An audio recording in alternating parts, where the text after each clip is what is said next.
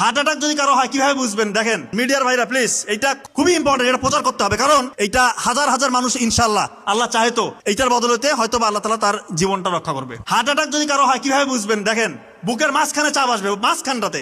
অনেকে মনে করবেন বুকের বাম পাশে মনে হয় চাপ, না, বুকের মাঝখানে ব্যথা বা চাপ, এমন চাপ যদি 20 কেজি ওজনের একটা পাথর আপনার বুকে চাপা দেয় তাহলে কেমন ওজন লাগবে? ভারী লাগবে না? মনে হয় একটা ভারী কিছু চাপ দিচ্ছে, এরকম চাপ অনুভব হবে।